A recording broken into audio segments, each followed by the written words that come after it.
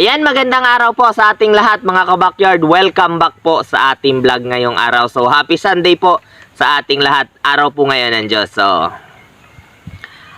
ngayon po, pag-usapan po natin kung kayo po ang tatanungin.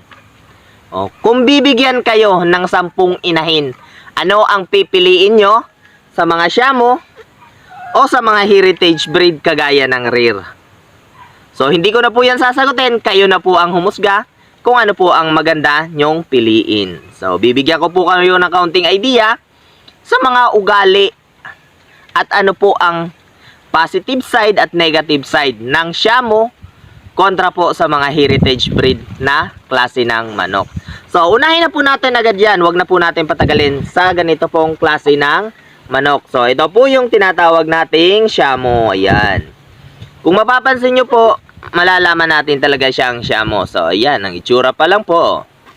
Titingnan nyo po. Ito po, kung natao po ito, dalaginding. So, ayan, pakita natin na malayo. Dalaginding po ito. Ayan. Ito po ay Siamo na Gohan. So, kung bibigyan po kayo ng 10 inahin nito, ito pong inahin na Siamo, ang karakteristik po kasi ng ganitong mga manok, ito pong Siamo, sila po nagpapakasta ng halos 7 months na po. Pagpalagay na lang po natin, 6 to 8 months bago po sila magpakasta itong mga inahin na Siamo. So, ibig sabihin po, mula po pagkasisiw niyan, sila po ay magpapakasta sa 7 to so on na po. So, bago pa po kayo makakuha ng itlog. So, sa pag-iitlog naman po, ang mga inahin na Siamo, kagaya nito, sila po ay nag-iitlog lamang ng 10 to 12 na itlog. Kung yung pong normal na inahing Siamo ay ganun lang po karami. So, ibig sabihin po, ang mga Siamo po na inahin ay naglilimlim. So, naglilimlim po sila sa kanilang itlog. So, ibig sabihin, natigil sila sa pag-iitlog. So, ang advantage po niyan, hindi na po natin kailangan ng incubator.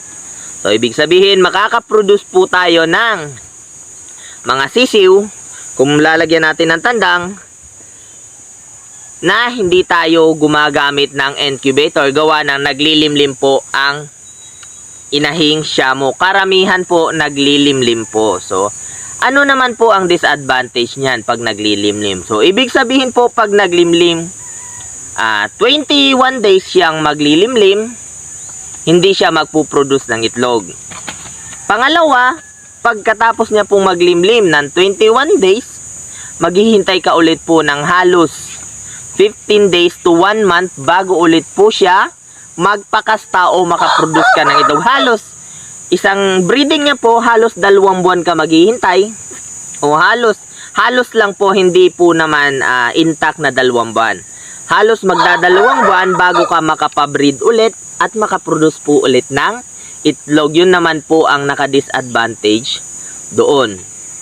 Pangalawa pa po, pag naglilimlim po ang mga inahing manok, ay pumapayat po sila at kailangan mo pa pong pabalikin ang kanilang katawan bago mo po magamit ulit.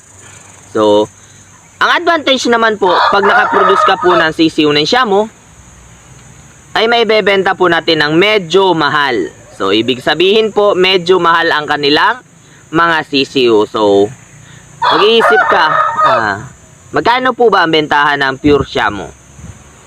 So, kung iisipin po natin, pure Siamo, kung sa bloodline na pure bloodline, isang bloodline lang po yon. Kung pure Siamo po na Siamo lang po lahat ang pinagbreed o pinagchapsoy natin, kahit ibang bloodline, pure Siamo pa rin naman po yon. Pero ang bloodline na niya lamang pinaghalo na. So, magkano po ba? So, sa day old po natin, dito lang po sa ating yard, i-examplean ko na po kayo. So, dito po sa ating yard, ang day old to week old, binebenta po natin ng 500. Pagdating po ng month old, binebenta po natin ng isa. Hindi po 100, 1,000. So, ibig sabihin, mas mahal kesa po sa heritage breed. So, magbe-breed po tayo ng 10 nito. Papalimlimin natin ng sabay. makakaproduce tayo, medyo makaka-harvest tayo ng maganda-ganda sa loob ng ilang buwan. Makakakuha po naman po tayo ng 2 buwan po, makakakuha naman po tayo ng isang breeding dito na pwede na po nating isama po natin ang pagpapalaki ng sisiw ng 1 buwan. Halos 3 buwan po natin bago po tayo makaharvest ng sisiw na tamang presyo po para po sa mga alaga nating Shamo. So, dumako naman po tayo sa ating mga heritage breed. So, hindi na po tayo lalayo sa heritage breed. Dito na po tayo sa inaalagaan po talaga natin. Mula pa po na nagumpisa tayong magmanok, nag-aalaga na po tayo ng mga heritage breed. So, anong heritage breed? So, ito po yung ating inaalagaan. Meron po tayong Rhode Island Red. So, ayan. Rhode Island Red po natin. Ito po, medyo may kaidaran po. Ito po ay nasa halos 3 taon na nating inaalagaan. So, sa heritage breed po tayo, kung bibigyan po tayo ng 10 inahin ito. Ito pong mga manok na ito, advantage po ito. Pagdating po kasi ng 5 months to 6 months, ito po sila, sureable na po ako. Mag-iitlog po sila basta meron po kayong tandang na agresibo.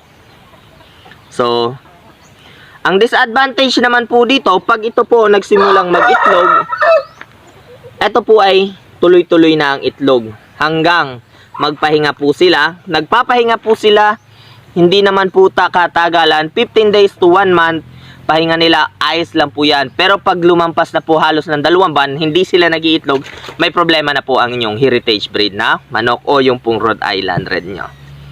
So, ito po, masipag mag-itlog ang mga manok na ito. So, ibig sabihin, tama po tayo dito sa heritage breed kung ito po ay gagawin natin pangitlog. So, tanong, naglilimlim po ba ang heritage breed? So, kung susumahin, advantage po ng heritage breed kagaya ng Rhode Island Red na hindi naglilimlim. Bakit po ba? Kung hindi po maglilimlim ang heritage breed natin na Rhode Island Red, so ibig sabihin tuloy-tuloy po ang pag-iitlog niya. Pag tuloy-tuloy ang pag-iitlog, tuloy-tuloy ang pasok po ng pera at ng mga sisiw nating mapuproduce. So, ano naman ang disadvantage nito? Kung wala po tayong incubator na gagamitin, tayo po meron naman po tayong incubator dito.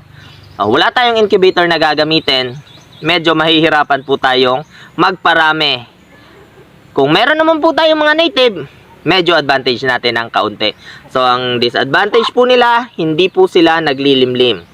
Ang advantage naman po, tuloy-tuloy ang pag-itlog. So, dumako po tayo sa presyo nila. So, sa presyo po ng sisiw, wag na po tayong lumayo sa presyo nila. Dito na po tayo sa ating yard. So, tayo po nagbebenta nito. Binebenta po natin ng day old to week old, 85 pesos po.